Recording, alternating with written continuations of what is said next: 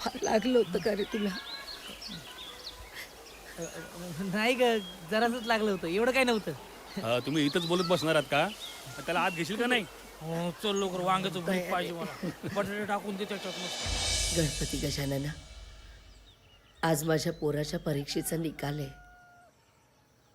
यश दे रे बाबा. अगं लक्ष्मी, तो तर चांगल्या मार्काने पास होणारच आहे. गणपती बाप्पा त्याला त्याच्या मेहनतीचं फळ मिळू दे. हा काय? हॅलो, हा आवाज येत नाहीये. हॅलो, मोरे सर बोलतोय. हा बोला मोरे सर. हा काय पण ओके. काय झालं रे बाळा? हा? मोरे सरांचा फोन होता.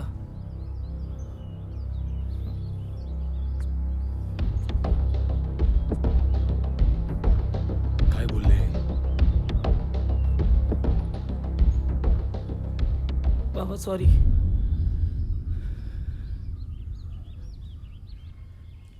मी यावर्षी पास झालोय, कॉलेजमध्ये पहिला आलोय.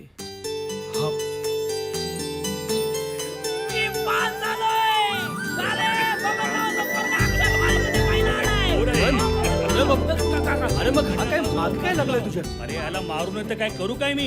काय काय काय झालं? फसवतोय बापाला. कॉलेजमध्ये पहिला नंबर पास आलाय. अरे अण्णा, माझा पोरगा पहिला नंबर पास झालाय. टिक्का टिक्का. ए पाहिलं का रे, बाप येडा झाला तुझा. माझा पोरगा पास झालाय. टिक्का टिक्का.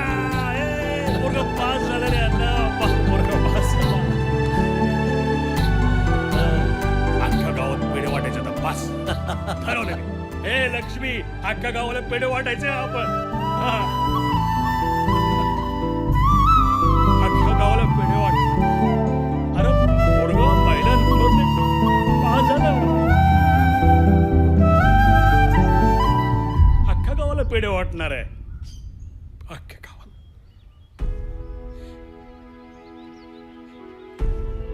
हे अण्णा, अरे तुला सांगतो, असं हे असं पोरग मिळायला भाग्य लागतं रे.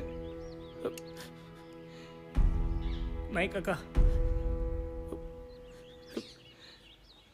असं बाप यायला भाग्य लागतं. असं बाप यायला भाग्य लागतं.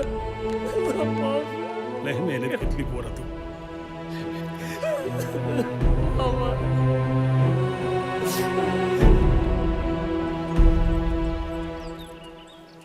पुढचं शिक्षण म्हणजे नाही, काय समजलं नाही सर. मला वाटतं विजयनं परदेशात जाऊन MS करावं. म्हणजे भविष्यात त्याला त्याचा खूप फायदा होऊ शकेल. सर चांगलंच आहे की सर, 100% करूया. पण ते सर, अंदाजे खर्च कितपर्यंत येईल? कसं आहे बबनराव, परदेशात जाऊन शिक्षण घ्यायचं म्हणजे खर्च तर होणारच. तुम्ही एक 4-5 लाखाची व्यवस्था करा, बाकीचं मी बघेन. म्हणजे हुशार विद्यार्थ्यासाठी आमचा ट्रस्ट तो खर्च उचलायला तयार आहे. जमतील 4 लाख रुपये जमतील. जमेल जमेल. येऊ का सर मी? या.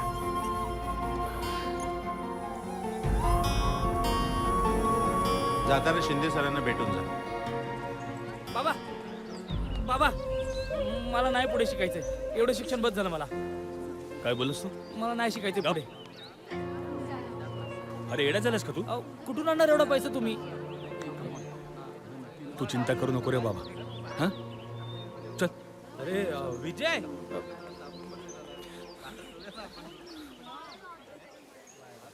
नमस्कार काका. नमस्कार नमस्कार. विजय, थँक्यू यार. अरे मी तुला इतका मारण्याचा प्रयत्न केला आणि एवढं सगळं होऊनही तू पोलिसांच्या तावडीतनं मला वाचवलंस. थँक्यू यार. विजय, तू माझ्याशी खोटं बोललास. हो बाबा, पण खोटं बोलल्याने एखाद्याचं भलं होत असेल तर ते खोटं नसतं असं तुम्हीच म्हणायचात ना. आणि प्रत्येक आईची आपल्या मुलाकडून अपेक्षा असते. जर मी याचं नाव पोलिसांना सांगितलं असतं तर याचं आयुष्य उद्ध्वस्त झालं असतंच, पण याच्या आईबाबांची स्वप्नही धुळीस मिळाली असती. म्हणून मी खोटं बोललो. मला माफ करा. आहे की नाही नंबर 1 पोरगा माझा. हो विजय, तू खरोखरच नंबर 1 आहेस. All the best for your future मित्र. येतो काका. अरे बापरे, बाबा मी आलो. हा लवकर ये. बाबा मी शिंदे सरांना भेटू, तुम्ही इथेच थांबा.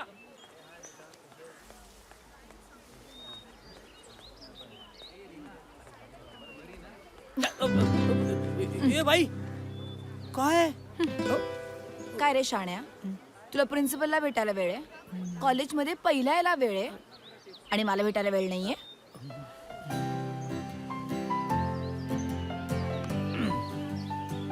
पुढची 2 वर्ष मला तुला भेटायला अजिबात वेळ नाहीये. का? मी चाललो फॉरेनला MS करायला. हे कधी झालं आणि तुम्हाला सांगितलं का नाहीस? मलाच आत्ता कळलंय, म्हणून तर शिंदे सरांना भेटायला चाललो. इतक्या तू दरोडा टाकलास. कर. Oh my God, congratulations. किती मोठी गुड न्यूज आहे ही. मला खूप आनंद झालाय. आणि 2 वर्षानंतर जेव्हा तू परत,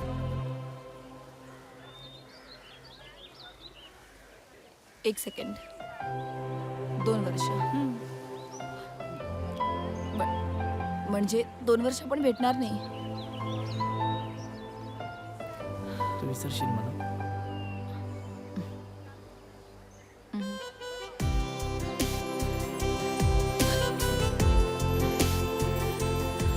विसरशील मला.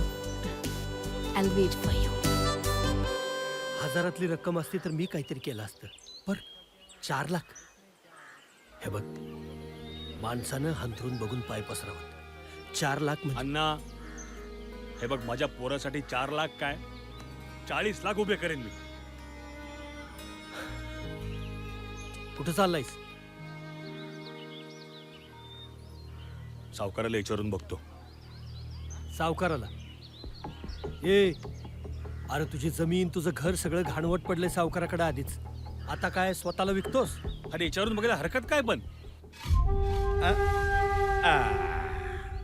कसं करायचं? नाही म्हणजे कुठल्या आधारावर पैसे देऊ मी? नाही म्हणू नका हो. पोराच्या आयुष्याचा प्रश्न आहे. तुमची पैन पै परत करेन मी सावकार, पण ह्या टायमाला निराश करू नका. नाही, निराशेचा प्रश्न नाही, पण माझ्या रकमेचा प्रश्न आहे. त्याचं काय? मालक हे घ्या. किती आहेत? 3 लाख आहेत मालक. 3 लाख. मला 4 लाख हवे होते. हा अन्नालाही डिमांड वाढली बघा नाचणाऱ्या बायकांची. 3 लाखांच्या खाली येतच नाहीत. या तुम्ही या या.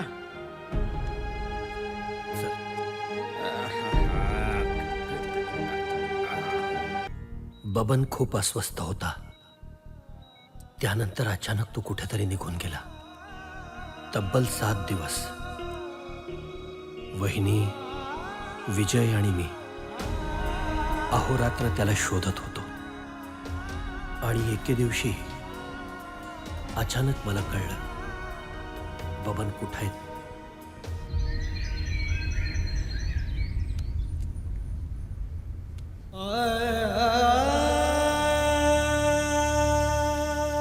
आजपर्यंत देवाला तर नाही पाहिलं, पण आज देव माणूस पाहिला.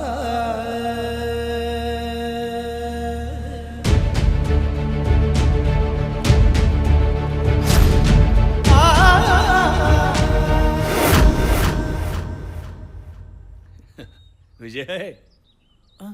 ए विजय आई कुठे गेली काय कुठे रे? आई? बाबा आले लक्ष्मी अहो, बाबा आलात?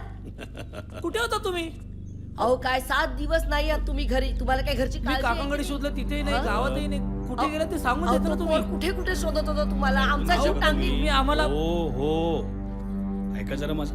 अहो पण अरे होतात ऐक माझं बेटा, पैशाचाच बंदोबस्त करायला गेलो होतो ना. पैसे झाला का? मग 4 लाख मिळाले कसे अरे काय सांगू तुम्हाला,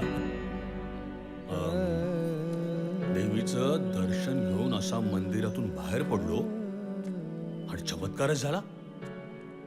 अरे तो माझा जुना मित्र विशू, अगं लक्ष्मी विश्वनाथ ग, शाळेतला मित्र, तो भेटला मला मंदिराबाहेर. मला म्हणतो अरे बबन्या किती वर्षांनी भेटलो आपण, हाय कुठं गड्या तू. म्हणे चल चल पहिलं घरी चल माझ्या. लय मोठा माणूस झालाय बरं का तो. हा बाबा बाबा एवढं मोठं घर त्याचं, एवढी मोठी गाडी. लहानपणीच्या जुन्या आठवणी पुन्हा पुन्हा जाग्या झाल्या. मला म्हणतो काय चाललंय बाबा तुझं. मी म्हणलं त्याला बायको आहे, पोरग माझं विजय लय हुशार, त्याला पुढं शिकायचंय अजून, पण अशी अडचणी मित्र. ताबडतोब उठला, आत गेला आणि आज जाऊन 4 लाख रुपये घेऊन आला. मला बोलतो कसा, हे पैसे ठेव, हा पैसे ठेव आधी तू, जेव्हा कधी विजयला नोकरी लागेल तेव्हा दे, नाही तर नको देऊस. लय उपकार झाले बघ विश्वनाथचे. आई जगदंबे, त्यांना आणि त्यांच्या कुटुंबाला कायम सुखी ठेव ग बाई. लक्ष्मी हे पैसे घे हा. आणि आधी देवाजवळ नेऊन ठेव. हा? बाबा एक विचारू, हम्म. कुठल्या मातीचा बनलायस रे तू.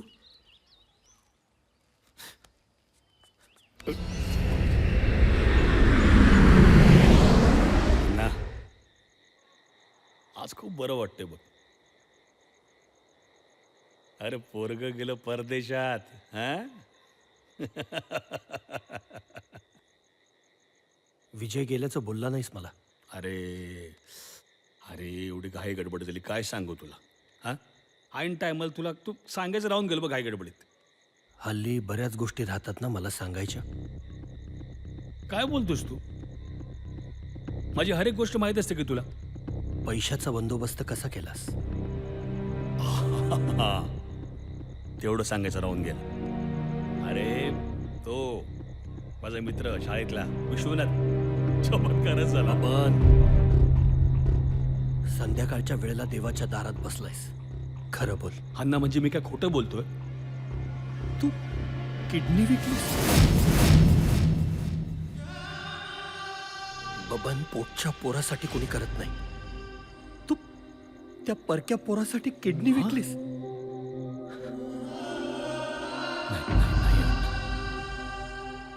अरे विजय परका पोरगा नाही. अरे विजयला परका बोलतोस तू. अरे अण्णा जीव आहे माझा जीव. एक विनंती आहे तुला, विजयला आणि लक्ष्मीला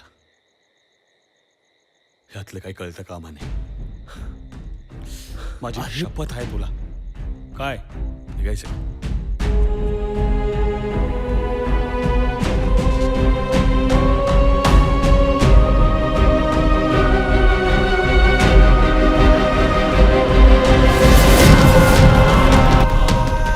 2 वर्षांनी विजय परदेशातून परत आला. घरात खूप आनंदाचं वातावरण होतं त्याच्या येण्याने. एके दिवशी विजयला विद्याने भेटायला बोलवलं.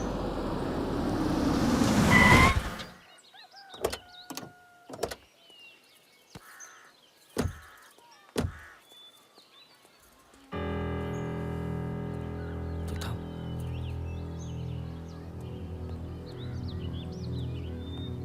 अरे अण्णा नाही तो स्क्रू नाहीये, तो काढ, तो स्क्रू बाहेर काढ. घे, कर कर. तूच कर. एक तर माझं काम नाही. हा तू लावलंयस मला काम. झाली चूक झाली. आणि वर मगापासून लुडबुड चालू आहे तुझी. असं कर तसं कर. किती बोलतोय अण्णा तू. कर की आता.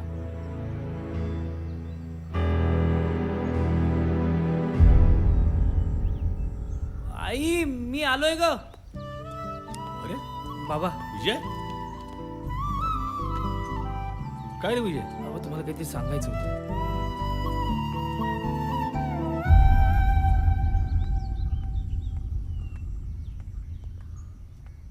बाबा ही विद्या बाबा असू दे नमस्कार असू दे. करते.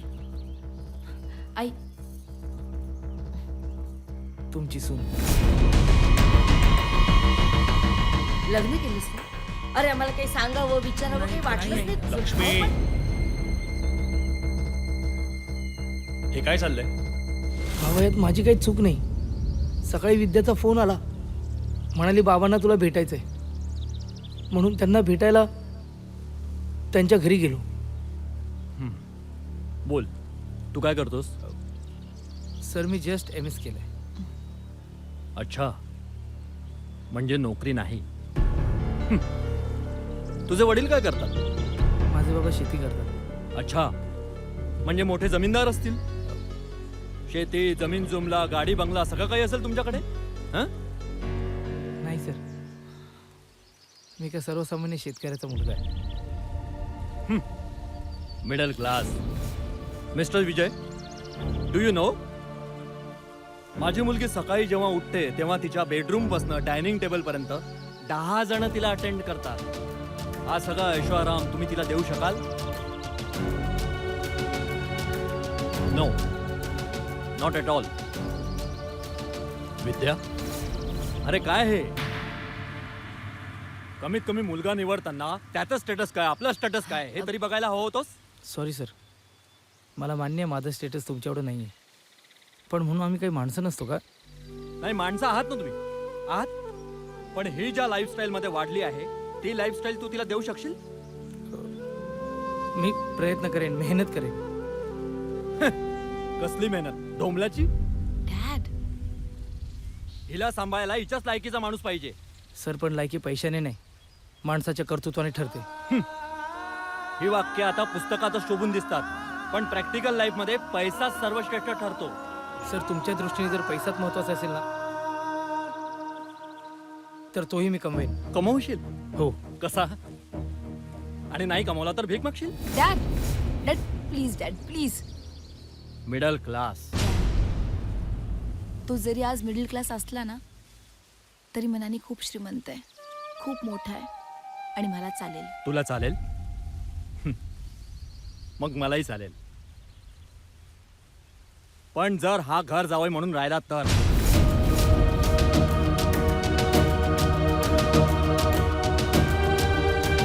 नाहीतर तुला आत्ताच निर्णय घ्यावा लागेल. एकतर मी किंवा हा. विद्या येतो.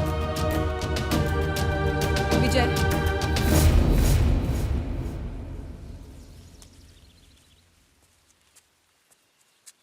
एक मिनिट. विजय डॅड, मी माझा निर्णय घेतलाय. डॅड, तुम्ही आतापर्यंत जे काही निर्णय घेतलेत तुम्ही कधीच चुकला नाहीत. तर मीही तुमचीच मुलगी आहे ना डॅड. माझा हा निर्णय कधीच चुकणार नाही. Sorry dad. येतो आम्ही. काळजी घ्या. चल विजय. आणि विद्या माझ्यासाठी तिच्या वडिलांचं घर सोडून आली आहे. बाबा मला तुमची परवानगी हवी. मला तुम्ही पण हवी आहात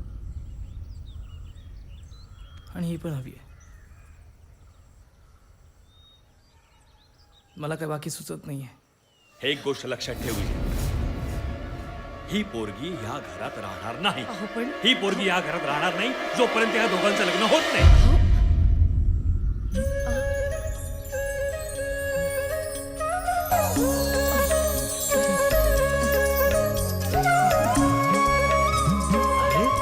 काय हो? गंमत केली लक्ष्मी. हे अण्णा पटकन बहिणीला भेट, चांगला मुहूर्त काढते. हो हो करूया.